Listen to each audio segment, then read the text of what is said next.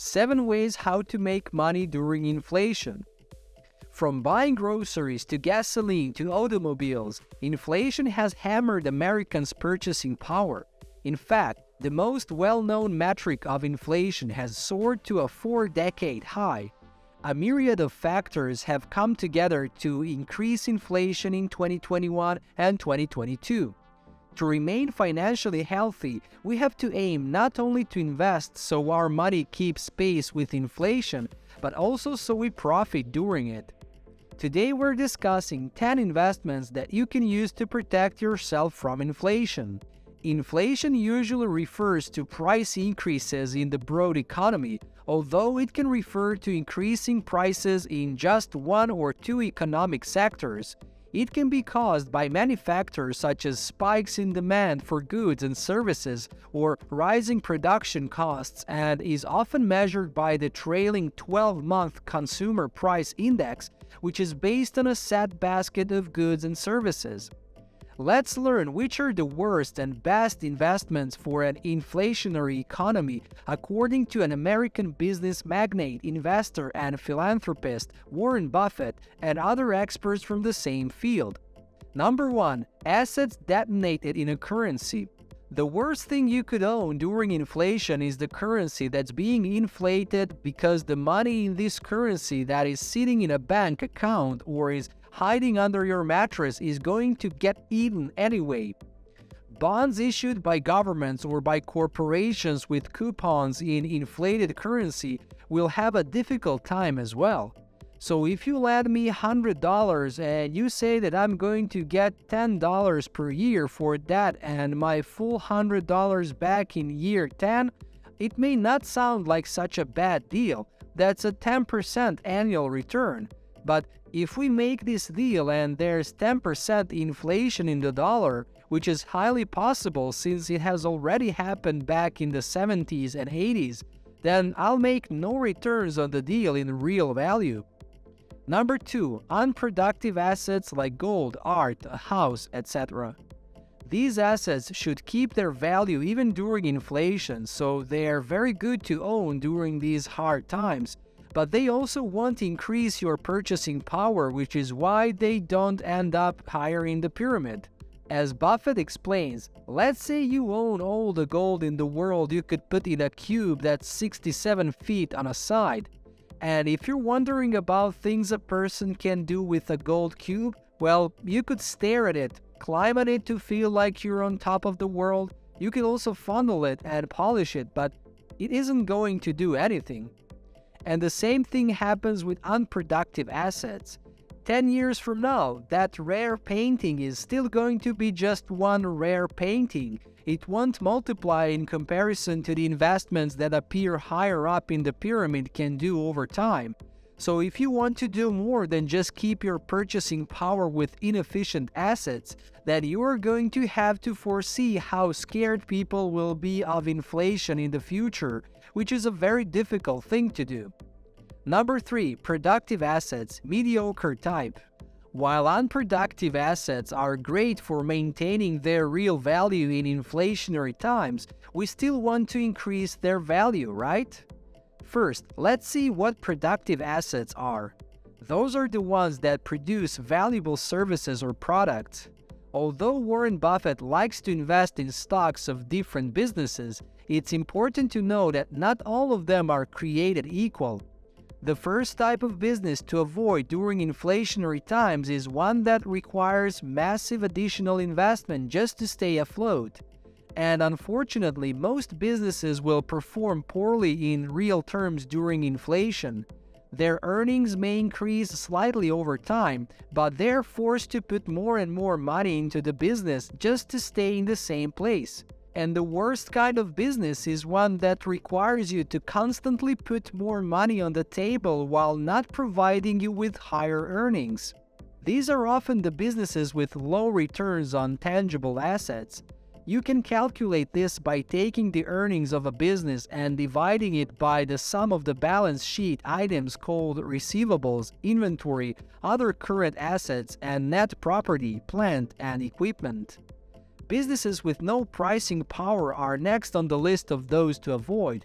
Those are companies that cannot afford to raise their prices even during periods of inflation. Now, you may get confused because what we know about inflation is that it should make everything more expensive, which is true, but it can often do that with a great deal of time lag. If costs rise in line with inflation but sales do not, struggling businesses may face bankruptcy. And if you own a company with a lot of assets further down the pyramid, you're not going to fare well in times of inflation. Number 4. Productive assets. Great type. You'll find what you're looking for in a company that will perform well during times of inflation by taking the exact opposite of the 3 characteristics presented under the mediocre type of productive assets. Things you should be looking for are low capital requirements and high returns on assets, which is where businesses with strong brands belong. Pricing power. This is very difficult to endeavor, but it's useful to know about competition, substitutes, and the power of customers. Little or no need for cash and preferably some leverage on the balance sheet. Buffett says that you could argue that if you owned a business that required very little capital investment and had real price flexibility during an inflationary period, people would continue to give up a half hour of work every month to buy your product and leverage it, and you could beat inflation to some extent. But not even this category of investments is a sure bet, especially when everyone starts to think it is. Other productive assets like farmland and rental properties are something Buffett rarely talks about, and they probably place somewhere in between these 2 categories. Typically, there's some capital required to keep these assets operational, but at the same time, you can leverage them quite a bit. Number 5. Your own earning power. According to Buffett, this is one of the best investments of all time because you don't have to keep re-educating yourself to be that in current terms. So the best protection against inflation is investing in yourself to make yourself valuable to other people. Then you'll always command a certain percentage of people's production of goods and services, and you won't have to worry about the value of the currency, whether it's Bitcoin, Seychelles, Reichsmarks, or dollars.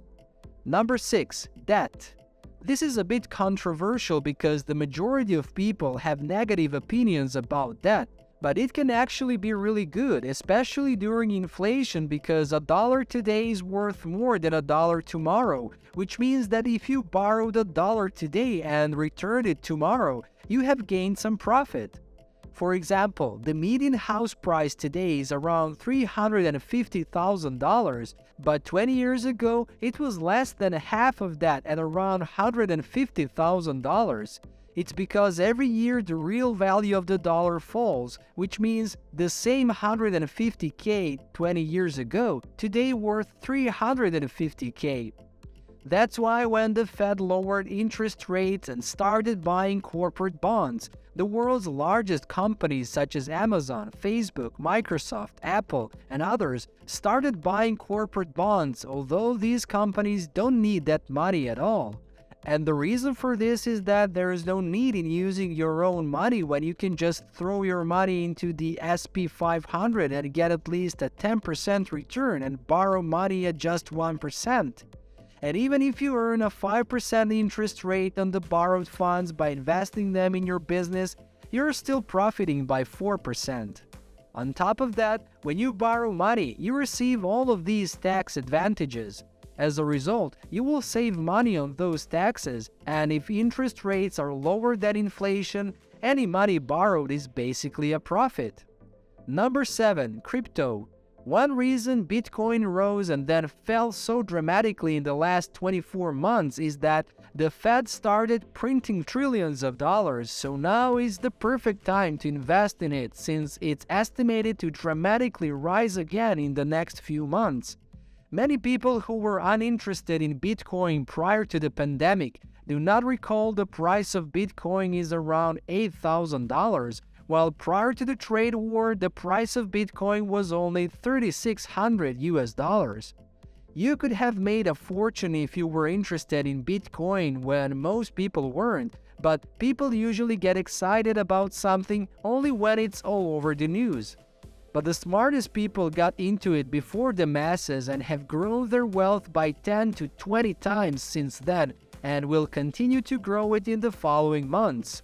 Now that you know ways of making money even during inflation, the odds are you'll never go bankrupt again. This brings us to the end of today's video. Make sure to like and subscribe, and don't forget to hit that bell button so you can get notified whenever there's a new business-related video ready for you.